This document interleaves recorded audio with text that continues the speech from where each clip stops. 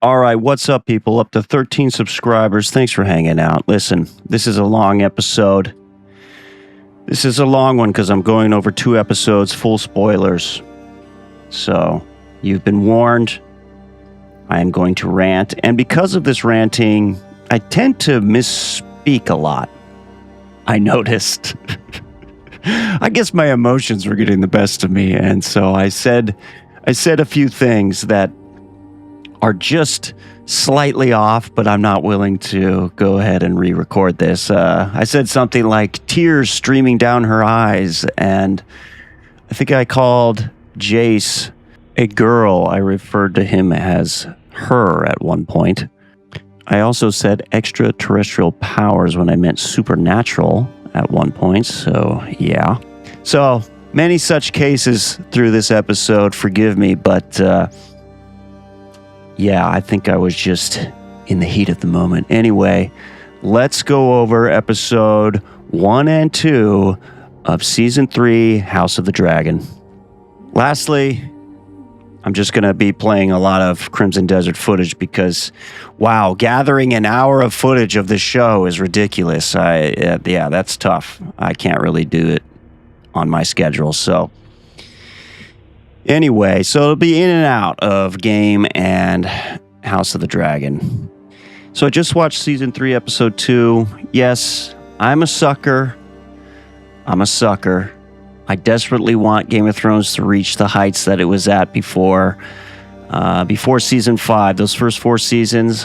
So I keep hanging on, much to my detriment. Maybe they'll get it right this time. Maybe this time. And here we go again.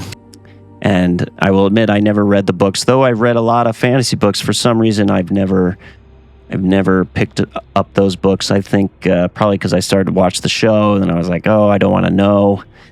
At any rate, I'm watching House of the Dragon, and it's safe to say this is how I felt episode 1. This is going to be a lot of spoilers. I'm talking about everything. You might as well call this episode Ranting to High Heaven and Death Rants to High Heaven, because that's what I got for you.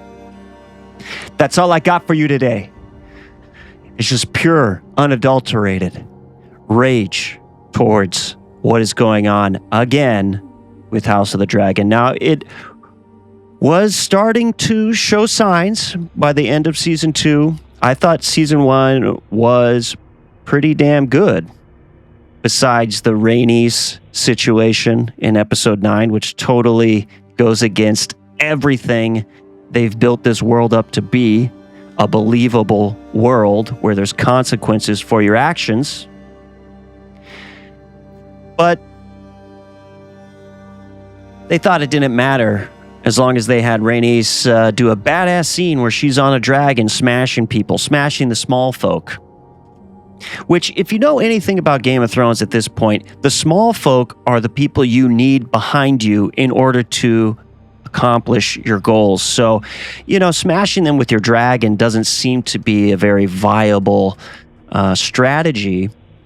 Furthermore, she doesn't even kill her enemies in that moment, which is insane. So that's the worst part about Season 1. And, of course, she can't kill her enemies in that episode, or else we don't have the rest of these seasons. Well, that's why you don't need the scene. That's why the scene shouldn't be there like that. Don't even give us the idea that she could do that, because now it becomes meaningless. Now actions become meaningless. The consequences fade away. The reason, the logic behind things. So that was the first sign that, oh God, here we go again with this garbage that we saw from seasons 5 to 8 in the original show. Here they go, just riffing it because they're writers. And then season 2 comes along with probably the worst finale you might have ever seen in your life, where it's a bunch of people standing in different zones of the world, pondering life while some vocalist goes, ah, and you're supposed to feel something from that, from some stupid clandestine meeting between Alicent and Rhaenyra that we already saw once. We already saw them do that once. They secretly met. Was it also in season 1? Or did they meet twice in season 2? I can't remember now. But just so stupid. No one in these positions, especially Allison. I wanted to title this show or this episode that Game of Thrones is officially Olivia Cooked, because she's the worst written character in the show at the moment. Every decision she makes is retarded. She's dumb. They made her dumb. And what they've done, like successfully what they've done, because Allison was a bad mother, but she knew the game. And that was, she followed all the rules, but she was a bad mother. This was the dichotomy between her and Rhaenyra. Rhaenyra was the good mother, but she broke all the rules. And this is the kind of tension between them, which was good for a point. That was a good tension to have, but they keep wanting to put these characters in a special bubble together, what I'm going to deem as the sisterhood uber alles. And that's not my term, but I'm using it here because that's essentially what it is. It's sisterhood uber alles writing. So what does that mean? That means sisterhood above all else, above everything. And it's being force-fed into the scripts, where it's always Allison and Rhaenyra who are really, they don't want to do it. We just want to be friends, more or less. They pretend you did this, you did that. But at the end of season 2, Allison offers up her own son for the sake of being cordial with Rhaenyra, under the guise of it being for the greater good. We know it's not about that. If it was really for the greater good, Allison would have not tried to put Aegon on the throne. She wouldn't have caused this problem to begin with. But we have to keep reestablishing with these stupid clandestine meetings that we know no one in these positions would ever actually really do to reinforce that sisterhood uber alles, this tenuous bond we're supposed to believe in. The good thing about the show is that they were good friends, and their different paths have made them enemies, and their different approaches to motherhood have made them enemies. So instead of this compelling storyline where friends are now enemies, and we get to see how that unfolds. The reason it was good is because we did get to see kind of a step-by-step process in their divergence. But they tried to play like a lesbian card on them. They tried to, they gave them these secret meetings so they could say, oh, but maybe we are still friends. And they keep doing this back and forth with the emotion of the show. And really, it's to put them in a bubble that is always going to garner some type of sympathy, or at least that's what their intention is. And I'll get into that later with what they did with Rhaenyra, but it's always there it's always there to protect them from a decent amount of scrutiny. It's not really them. It's the men around them that want all this chaos. They want all this war. Well, unfortunately, you two are not allowed to go against the entire civilization and what it's been based on just because you're buddies. Okay? The thing is, there is a possibility for a story like that, but not in a Game of Thrones universe. The reality that's been established is that this is the law of the land. This is how things work. There's consequence to action. People are ruthless. That's why all the good people die in Game of Thrones, because they're too good. And should be the case for Allison at this point. I mean, not to say that she was even good, but she should be out of the show. I mean, there's just no reason for her to be here, quite frankly, except for being used as a pawn for the writers to manipulate certain scenarios. She's going around bossing people in the second episode. Like, you're not even the queen, bitch. Sit down. We ain't listening to you. As if Eamon would just disappear. Okay, so now we're in episode 2. Eamon of season 3. Eamon just disappears without relaying any type of order to his troops. Like, what? At any rate, I'll try to go to square one, which is episode 1 of season 3. And thank God Lohar's off the show now. That was exhausting. It was weird because the Lohar character, I felt like we had way more episodes with that character. But it was because they showed him so many times in that season finale, which was totally boring. So boring. God, did I not care about Thailand and this character mud wrestling. Like, so dull, so boring. They could have done anything. Maybe they should have done the stupid sheep stealer storyline then. But really what you see is that episode 8, or rather episode 1 of season 3 should have been episode 9 of season 2, and episode 2 now of season 3 should have been the season finale of season 2. I think that was always their intention. Then they had to shave off episodes, so they did it like this. So now it's really a mess. So anyway, Lohar's taken off the show. There's this nice battle. I mean, the battle itself is decent. I didn't mind that. I didn't mind seeing all the dragons do dragon stuff, and I didn't mind the naval battle. But we should have seen this in season 2. And if they weren't going to show that in season 2, you needed to just start the episode with that battle. Just boom. Can we please kick down the door with all this tension? Man, they blue-balled us at the end of season 2 so hard. If they had any sense, they would be like, we got to give the people what they want at this point. Open with dragons fighting a naval battle. Come on now. Not sheep stealer and this botched side story plot line with Rhaena, who cares, quite frankly.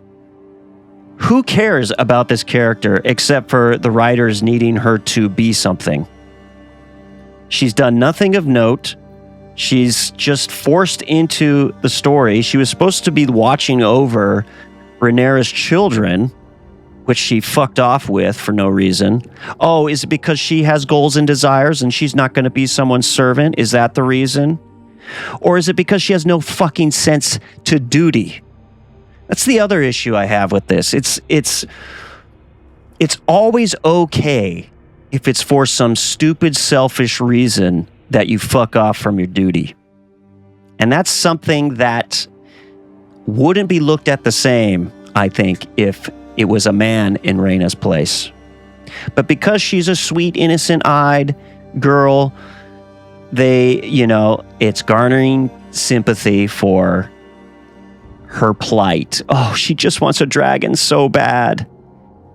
So, episode 1 opens with Sheep Stealer.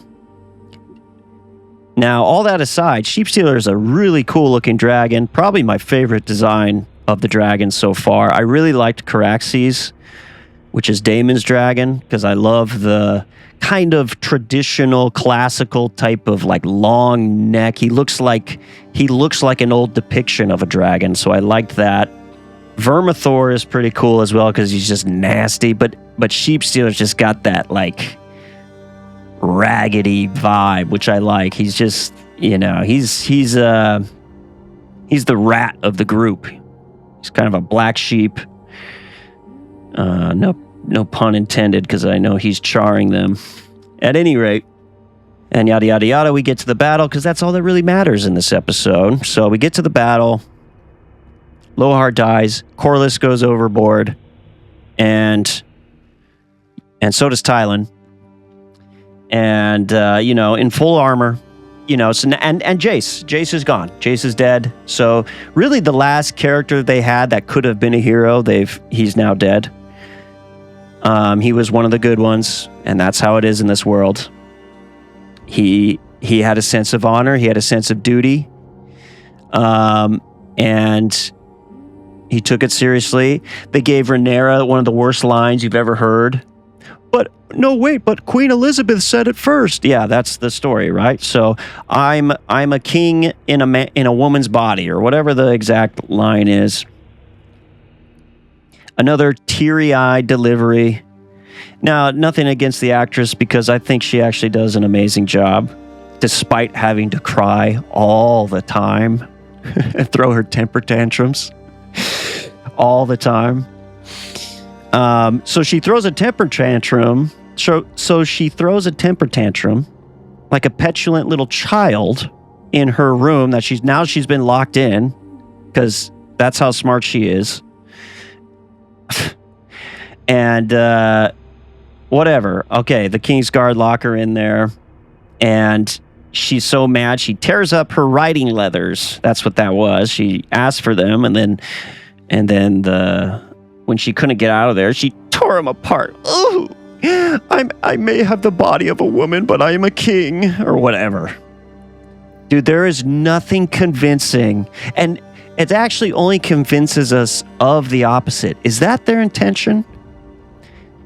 Is their intention to actually convince us that she is weak and a petulant little child? Because that's all that's being shown there. There is no one in the history of man that has to declare their strength. Actually, I'm really strong. What is this?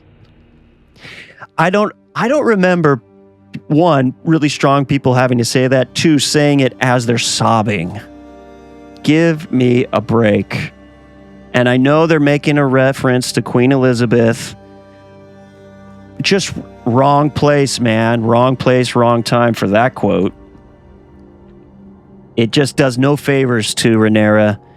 It doesn't show that she's a capable leader at all. It shows that she's not smart enough from not being locked in her own room. So she can't even outmaneuver the people around her. First off, her idea is also stupid. We went through this already. And this is what I hate about a lot of what's going on, is that it's repeating the same exact things over and over. We get 2 meetings with Alicent and Rhaenyra secretly. Rhaenyra wants to go to battle. No one will let her, because if she dies, right? Like we figured out why that's important. Do you understand why that's important, Rhaenyra? And it's not because you're a woman.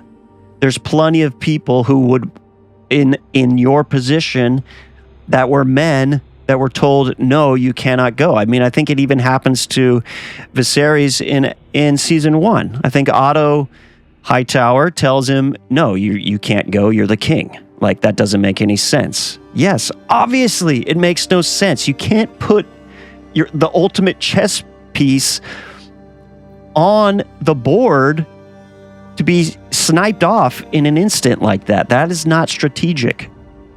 But we're supposed to believe it's once again these male oppressors around her, in this case her son. But of course that's supposed to build into the tragedy of his death. But by all accounts, he saved her life. He saved her life. That's what he did. Because if he died, what chance did she have? Now, he died for some ridiculous reason. Back to Sheep Stealer. Here comes Rhaena. Here comes Rhaena out of nowhere, teleporting to Dragonstone. Now, I don't know how far the Vale is from Dragonstone, but I do know one thing. Dragons are not in the Vale. They don't really go over there. So this is all kind of a mushy territory to begin with. I mean, according to George R.R. Martin's lore. So there's a reason they like Dragonstone. At any rate, there's Sheep Stealer and Rhaena showing up, and her first thought is, Oh, there's fires in the distance? Let's go to the battle. And they make it very explicit. She says, to help. Oh, you gonna go help? It's just so stupid. Oh, thank you. Thanks for holding my hand through that one. Yeah, go help, Raina. I didn't imagine that you were gonna go and cause a problem, but they have to have that set up because the writing is so bad. They have to have that set up so that when she fucks up, inevitably you go, oh, that's crazy because, oh man, she was supposed to just be helping. Oh, she even said it. I was just trying to helping. I was just trying to help. And so now she's in the battle, and Sheep Stealers doesn't know what to do because this girl who has zero dragon riding experience or combat experience is just like, oh, let's go help. Yo. So stupid. She sees her sister, and I think maybe they forgot that we know they're sisters. There's not so many Valerians in town, okay? There's not so many black people with the white silver hair hanging out. So yes, we remember that's her sister, but the show wants you to feel something, wants you to be reminded. So she says, that's my sister. It's like, yeah. And you only knew that from there? You have to understand, they probably would have known each other's dragons like nothing. They would have seen each other's dragons and known automatically who it is. Raina grew up with those dragons, right? More or less. She was around Jace and Bela long enough to know what their dragons look like, undoubtedly. You know, it wouldn't be that hard. There's not so many dragons out in the world, and you would figure you just went off from Dragonstone.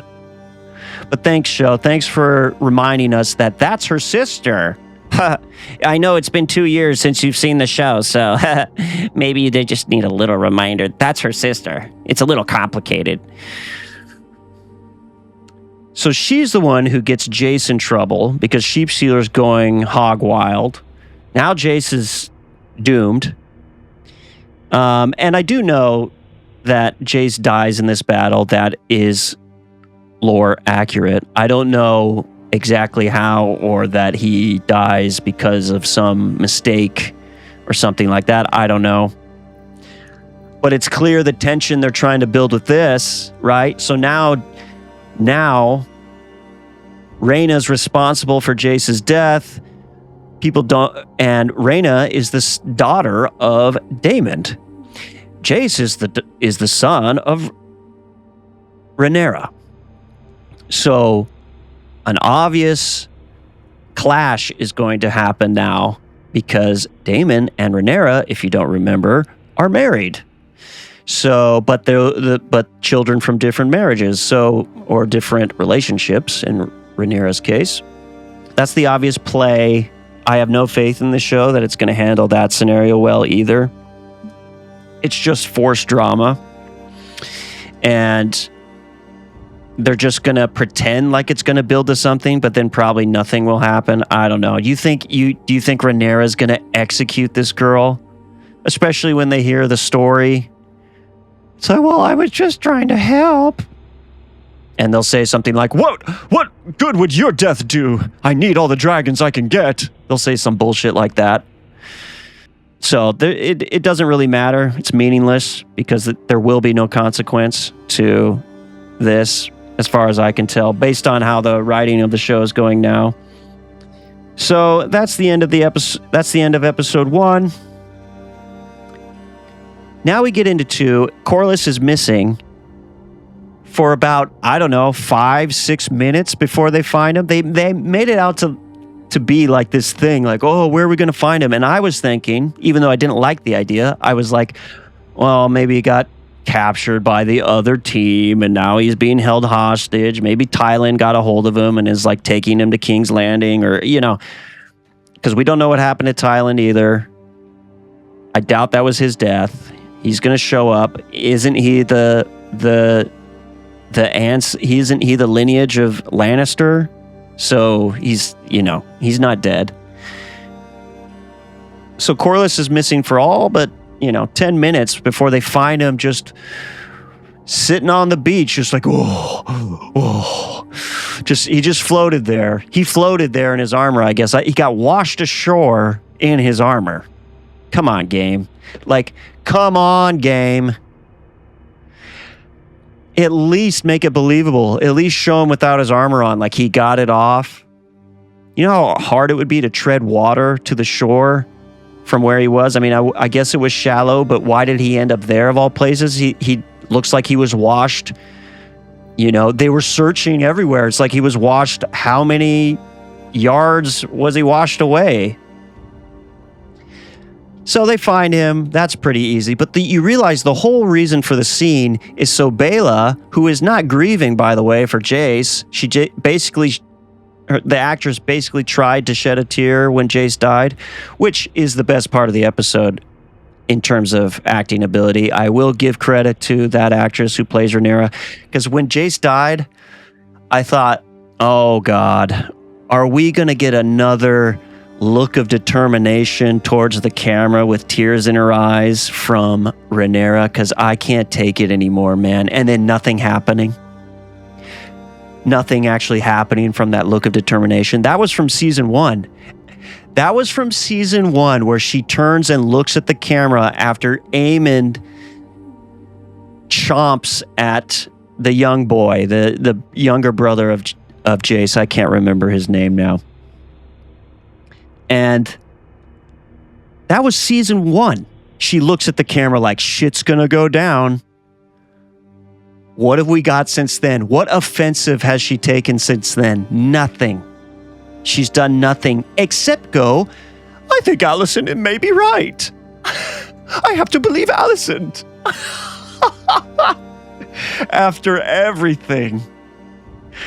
That's the mode of action we get from Rhaenyra. So all they're doing, they're in trying to maintain the sisterhood of Boralus, they're both just showing that both of these women are incapable leaders. That's all that's being shown here. And I got to save that for later when we get to it, but I'll get back into that. So that was the best scene, was Rhaenyra crying. I thought the actress did a great job. That was definitely a great performance. And Jace was worth that. He was a great character. Or at least he was building to be something great. I thought Jace was pretty cool. He was going to be, a type of Jon Snow character. He was a bastard son, but he, had a strong sense of duty and honor, and he was one of the only ones who did. And he studied his histories. He was determined. And he gets shot in the neck by an arrow because of some selfish bitch who was supposed to be watching his little brother and sister, little brothers and sisters, but she was supposed to be watching Rhaenyra's children, but she had to go get a dragon, get in his way. I mean, she does deserve to be executed, quite frankly, for both of these reasons. For the fact that she abandoned those kids and the fact that she got Jace into trouble. The reason Jace died is because of her. So, Bela barely sheds a tear for Jace before they're on the beach shipping her with Alan now. Now Alan and Bela are an item. Yes, of course they are. So of course they are. We got to get this thing moving. So Bela and Alan are now being shipped. And if that wasn't obvious, it's like they tried to play it coy, but it was too obvious. She's just like, I'm tired of losing people. And she did some type of touch on Alan or something like that. And you can tell by the way they make him look at her and all that stuff. It's like, you're tired of losing people, bitch? You ain't the one who died. Okay? This ain't about you, by the way. You're not the one who died, bitch. Maybe grieve for your betrothed, okay? The guy you were supposed to marry, the guy you spent all this time with, that you were just in battle with.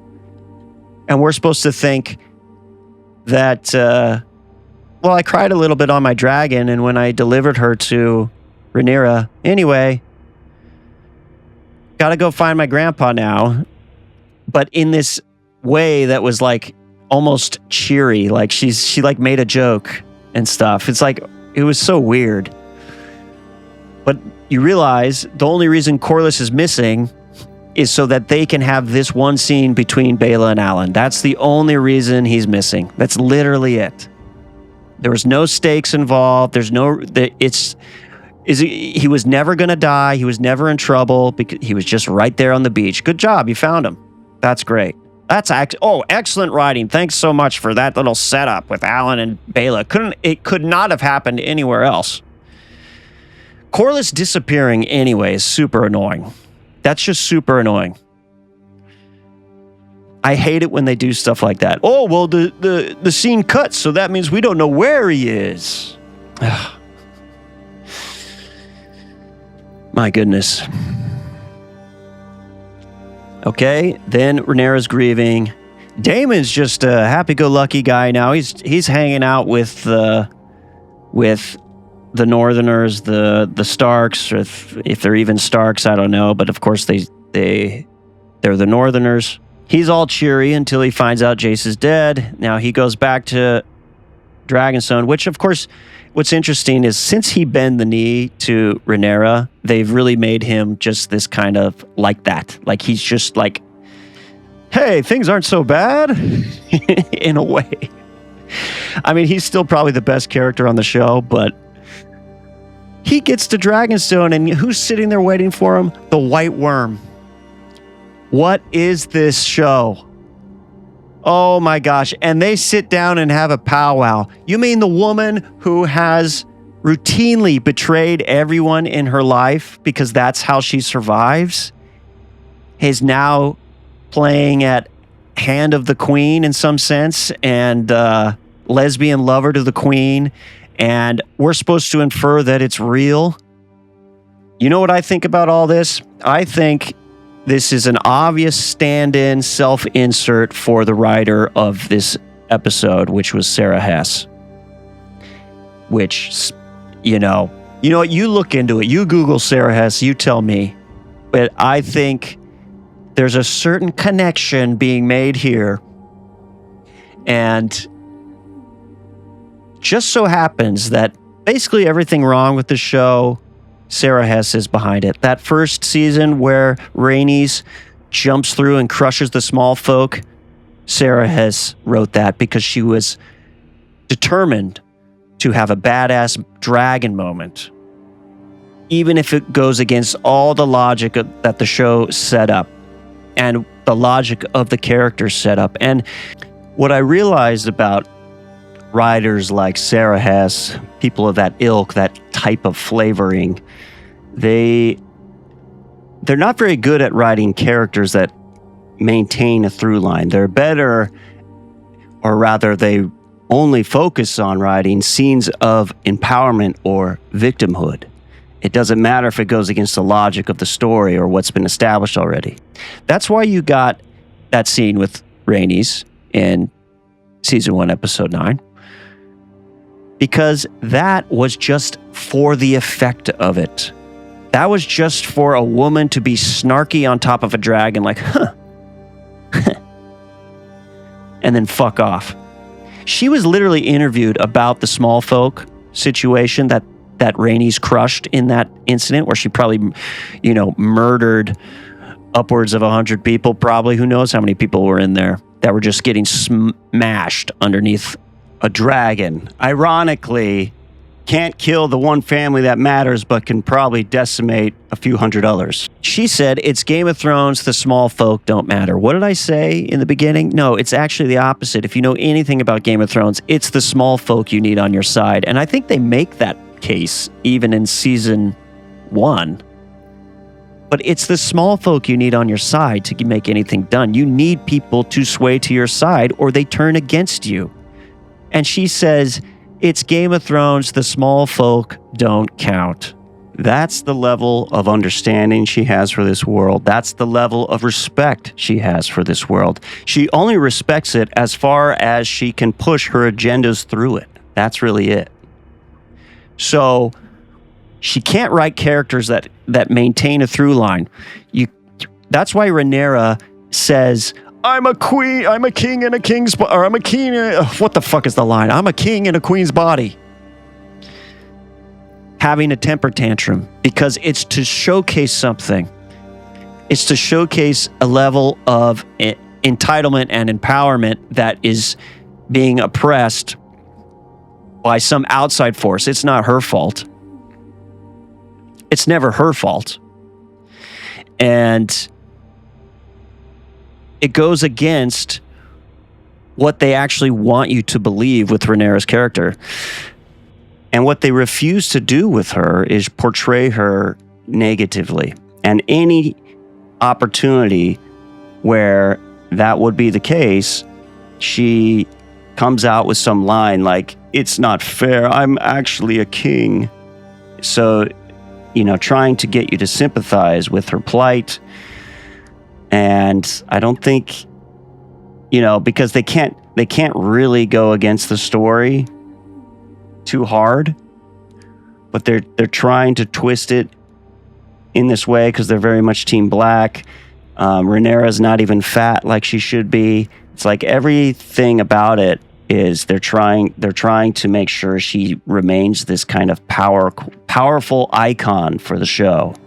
And grouping that with Alicent, these two powerful icons that were just trying to thwart a war that these men can't resist.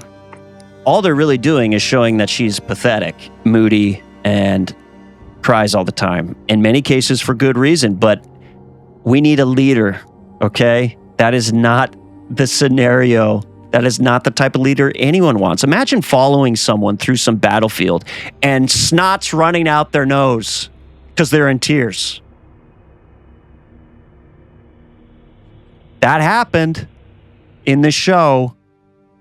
They literally have Rhaenyra hack off Otto Hightower's head with snot running out of her nose, tears streaming down her eyes. And you know why? We go back to the Sisterhood Uber Alice, the bubble. They get placed in the bubble because what they want you to understand with that is that no matter what bad deed Rhaenyra has to do, you have to also sympathize with it. You have to also understand it really wasn't her choice. She didn't really have a choice in the matter. That's what it is. So that's that scene. That's where that's rearing its head again. Of, well, it really wasn't Rhaenyra's fault. It's all these guys around them that are just forcing them to do things. And even literally, it's Daemon in her ear telling her how to do everything. Now, you would actually think that guy should be leading this then. This guy knows what needs to be done.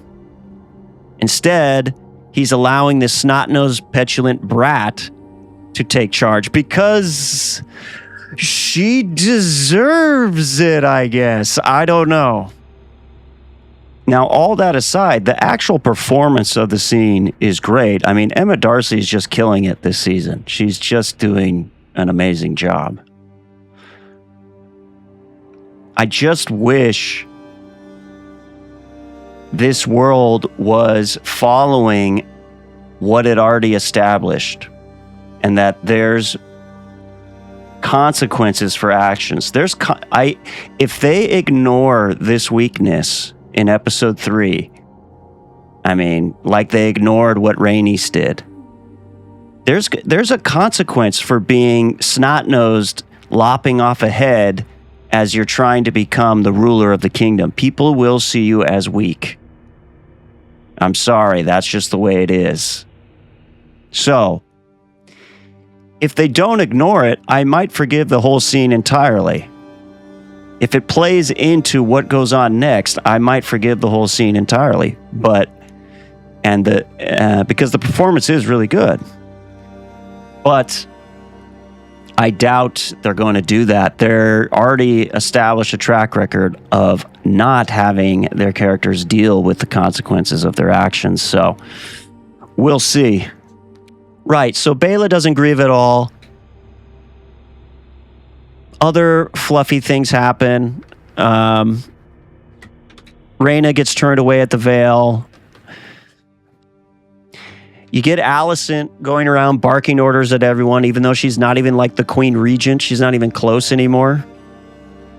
Aemon finally leaves, which episode 1 they had Aemon and Alicent kiss, which is just like, okay, where did that come from?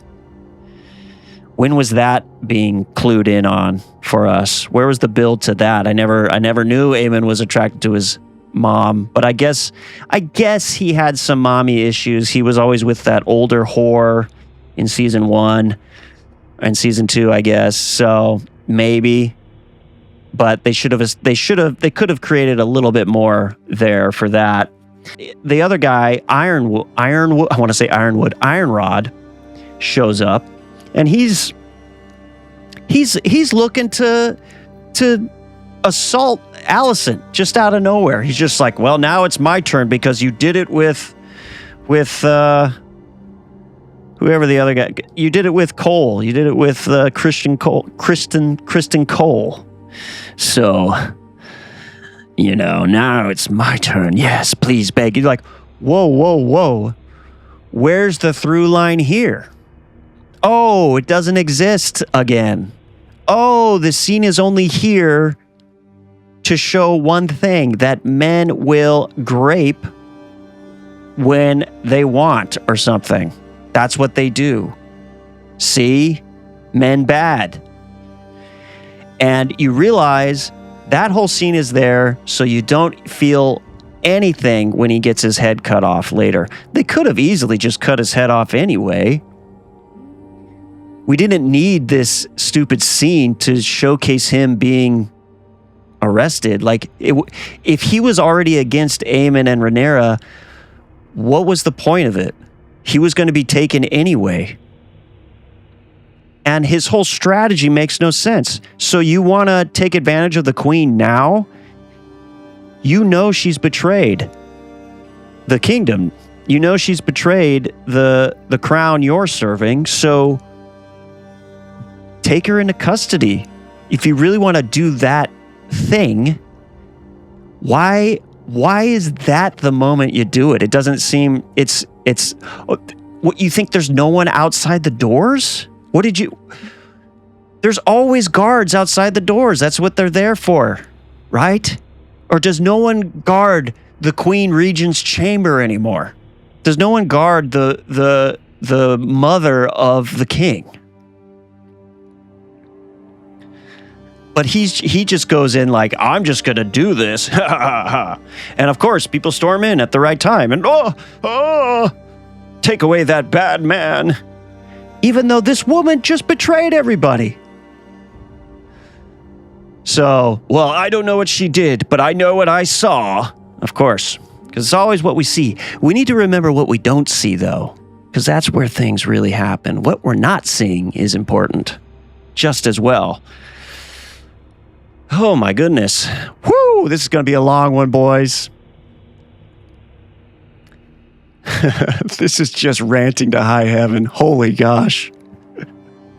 Holy samoli shanoli.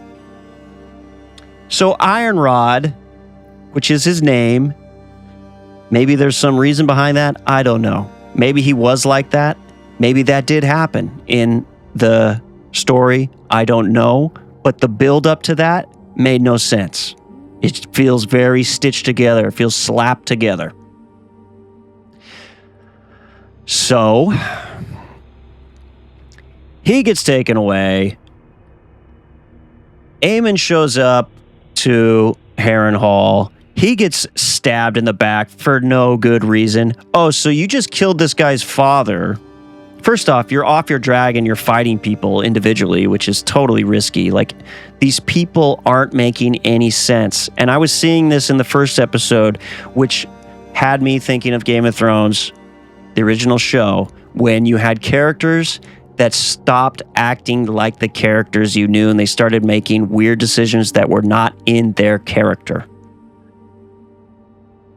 People like the spider, I forget his name right now, Varys, Yeah, people like Varys, people like Tyrion, they all of a sudden, everyone becomes just an emotional mess all the time, making bad decisions. And it's almost like they're all the same character.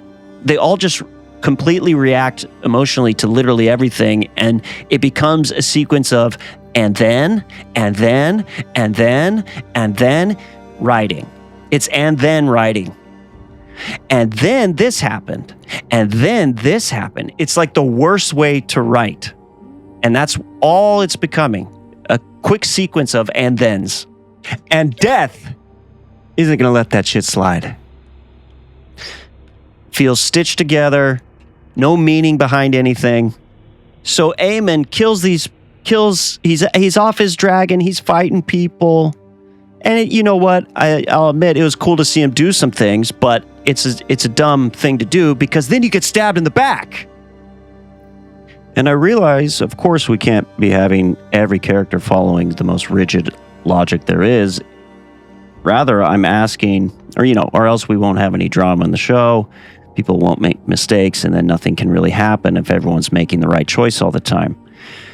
What I'm asking is their fuck-ups be handled within the parameters of what's been established. A good example of this would be Ned Stark again from the original series, Season 1, Game of Thrones, where he does all the right things to the best of his ability, and he still loses. That's the kind of drama that's worthwhile, that there's a proper build-up to. Not this, how about suddenly this guy we've built up to be Daemon's foil in not only combat, but also wit, and I mean wit not in clever quips, but in more of a intelligence. And how about we have this guy that we've built up to be this particular way, he just decides to be reckless and clumsy for the sake of us getting to the next scene. Because we need him to be in a... Which you realize when he meets the witch, we need Aemon to be in a lesser position so that he can be taken advantage of for her purposes. Although he did get himself into trouble Season 1 by, eating that boy. But at any rate, it on a personal level, he's just not that character. But he's just so, what kind of combat skill is this where you turn your back on people that are obviously upset because you stabbed their dad? In the lamest way possible, too. In the lamest way possible. The scene would have been better if he's telling the guys who run Harrenhal, the Strongs, I guess, the last of the Strongs. He's telling them to, get a sword. It would have been cooler if he just gave him his sword and just tried to let the old man swing on him, and he just comes in and stabs him or something like that. Not this classic trope of, is he getting too close now? Oh, he put his hands on him. Oh man, I'm so tired of this kind of death. So boring, so obvious. It's always so obvious in the way that they shoot it. Oh, I'm getting close, or the tension is high, but I'm getting close because I am also an idiot. Let me put my hands on you. What? How would that ever be the case? So stupid, horrible choice. And then he sees the witch lady. The witch lady who is conveniently mad at Daemon now. Because he didn't give her Harrenhal. So this witch girl who always seemed like she was in control and the one who was, kind of calling the shots between her and Daemon's relationship, which she was because she had these extraterrestrial powers or whatever. She's some kind of witch, right? And so it looked like she had some insight and some kind of foreknowledge on certain things. And that's why she could do the things she could do. And when she asks to have Harrenhal and then also just says, all right, then fuck off, Daemon, because he wasn't going to give it to her, totally out of character. Doesn't make any sense. Doesn't make any sense. And then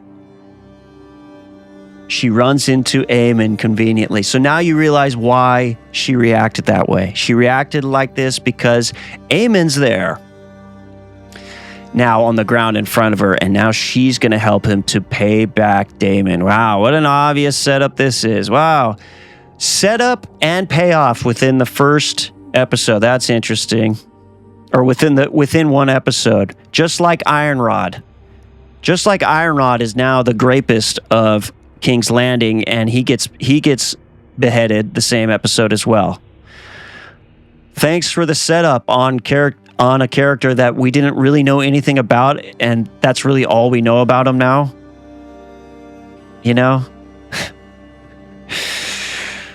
Oh my goodness.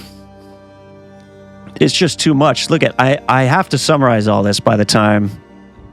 I'm trying to get this all out before episode 3, so. Because I'm going to keep reviewing the series. At any rate,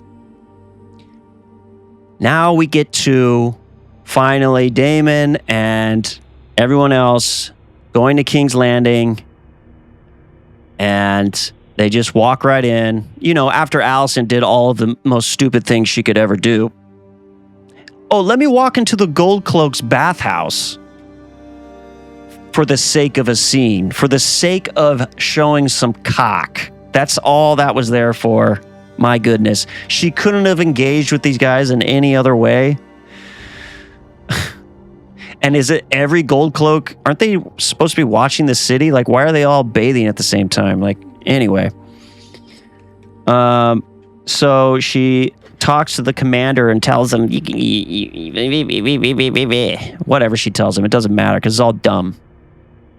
Dumbest strategy. This is why Ironrod is able to catch her in her betrayal, because she's going around telling everyone about it, you know.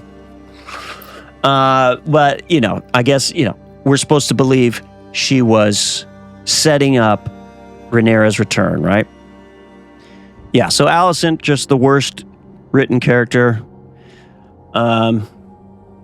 She's totally Olivia cooked at this moment. There's just nothing appealing about her as a character. Get her off the show. I'm sorry. I like the actress. I think she does a great job, but there's no reason for her character at this point. Like, she's irrelevant. She's been irrelevant since season 2. Like, she's not a player anymore, and that's the problem. They keep trying to make it out like she's a player for the sake of this friendship bond that supersedes everything that goes on in this world between her and Rhaenyra. Okay, so Alicent kept her word or whatever, and everyone stood down, and Daemon walks in, and then there's a few stragglers who are still here to defend the honor of the one they serve, and they attack Daemon 1v1 very conveniently in a space that has a second floor balcony where you could easily snipe him from. You could just shoot him. If you really wanted him dead that badly, just snipe him. Is that not what they did in the original Game of Thrones at the Red Wedding? Maybe I'm misremembering it, but there was some scene like that where people were just like shooting fish in a barrel. And there they are. First off, dumb for Daemon and Rhaenyra to even walk through there like that, right in the open. But they wanted to give a scene where Daemon does some cool stuff. And granted, we like to see Daemon do some cool stuff. I just want the logical foundation behind it so that it's better. So that the cool stuff has meaning and it's not just fluff. There's some guy that just springs around a corner and Daemon's like, huh! Like it's some fucking 1990s Hercules episode where here's a bad guy punched off the screen.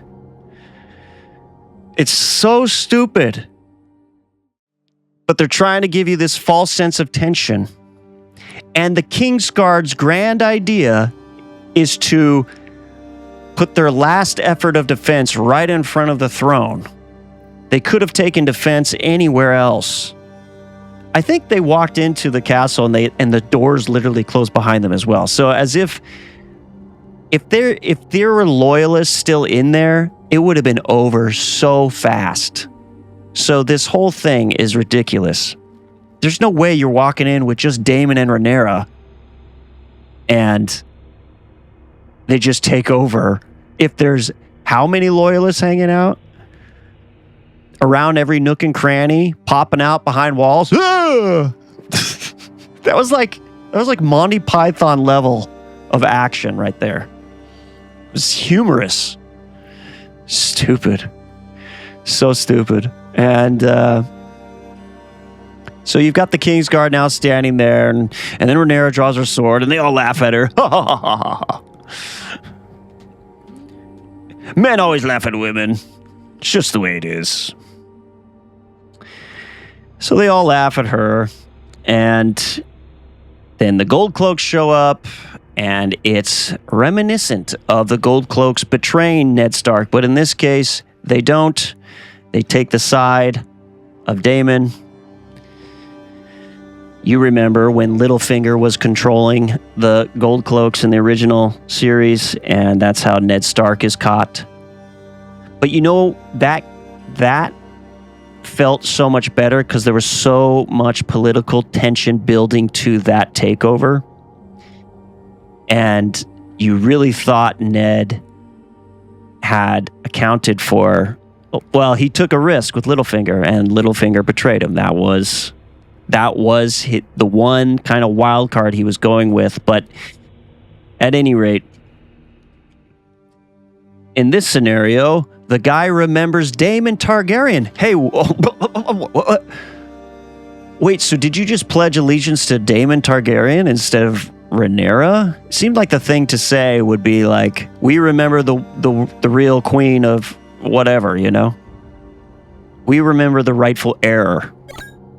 Sound like I said heir. We remember the rightful heir of the throne. And that's Rhaenyra. And yes, maybe it's because you remember Daemon, but that's what he should have said. And then they could have had a little moment between him and Daemon, like, and you know, where he could have said, like he did say, he's like, I never, you know, you're the one who gave me my gold cloak after all, or some bullshit like that. But all they're doing is like adding to the pile of reasons why Daemon should be king. Once again, okay, so now these guys get taken away because their grand strategy was like, we'll just stand in front of the throne. Okay, great. That's amazing.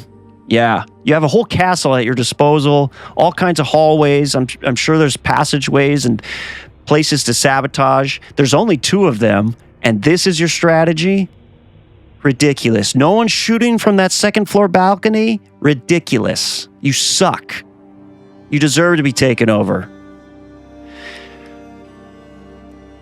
And then the ultimate contrivance, Otto Hightower is in the dungeons. Now, I'm not opposed to Otto Hightower rotting in the black cells. What I'm opposed to is the fact that such a great character is underutilized, and because he was such a great character, we deserve to see how he got in the black cells. It would have been worth our time. He deserves it as a character, and they didn't give us that. They just did it all off screen, and that's that. He's just been sitting there the whole time. I will tell you, everything he said was amazing. In the short, brief period that they had him on screen, everything he said was amazing. He's so good. His delivery's so good. I love when he walks out. I smiled because it was so good. He walks out, Daemon's got him, and he says, no more than I expected. It's so good. Because he knew he was dealing with idiots in his family, and he knew he couldn't, without him, they were going to crumble. He just knew it. And look at that. The fools lost in his eyes. No more than I expected. And There's Rhaenyra. She's got, now Daemon's telling her, okay, well, we don't have the king, so you have to cut off his head instead. All right. And he's like, no, please let Daemon do it. Which is, again, just feeding into the reasons why Daemon should be leading. But she's going to do it, so he hands over Dark Sister, or I think that's the name of Daemon's sword, and she's going to try to cut off his head. She can't do it. She misses the first time, and then she finally gets it. And she's got snot running down her nose, and she's weeping in front of everybody. And we're supposed to think, oh, but she deserves it. Oh, poor girl. She doesn't want to do any of this. Gosh, it's just so hard. You could have just gave it up, girl. What are you doing here? If this isn't what you're supposed to be doing. If you don't want to lead, what are you doing here? What are you even doing this for? Snot-nosed, literally a snot-nosed brat gets to walk through Otto Hightower's blood, and you know that's all why. That's the reason they did that, just so they could have this emblematic shot. They're sitting around the writers' table. They're like, and Sarah Hess is like, and then she steps through the blood. And everyone around the writing, and there's footprints of her blood, and everyone around the writing table is like, oh my God, the symbolism is crushing. Oh, it's giving crushing vibes of symbolism. It's just so stupid, so pathetic, so trite, so predictable. And she sits the throne, and guess who comes? Ushered through the door at the exact right time. The last time you saw her, she was trying to escape the town, but she's obviously too much of an idiot. And she's just, you don't see how she's caught, but she's being ushered through the door now. Yes, make way for me to see my dad's head there lying on the, and I didn't know he was in the black cells this whole time. First I heard of that. Nice work. Nice work, Alicent. You're a retard. You don't even know your dad's in the black cells. And the only reason I say that is like, okay, there's probably reasons why she would not know that, but you got to show us those reasons. Okay, Larys Strong had everyone's tongues cut out, you know, those guys that he had working for him, so then they're not able to tell him, maybe, you know, maybe that's a reason. But at any rate, it's just so stupid. And Rhaenyra's on the throne now, and she's like, oh. She does like a little panic, like, oh my God, Alicent, I didn't want you to see me like this. And Alicent's looking at her now, and now they're looking at each other, and it's like, oh my gosh. Oh, is the friendship off again? Fucking bitches. Sarah Hess needs to be fired. This is soap opera level garbage. Sarah Hess needs to be fired. It's just insane. It's just insane. So, that's why this show sucks. That's why this show is officially Olivia Cooked. Hot D, more like hot shit. Hot, stinking garbage is what this show is now. Guess what, guys? We're walking through season 8 of Game of Thrones again. And I can't believe they're going to do season 4 as well. So, you know, this was 2 episodes, so this was really long. But stay tuned for the review of the next episode, because I'm sure I'll have plenty to say about that as well, judging by these 2. And I got to stop there, because I've been ranting to high heaven at this point, just going bonkers. That's all I can say. All the best, people. Like, share, subscribe. Bye.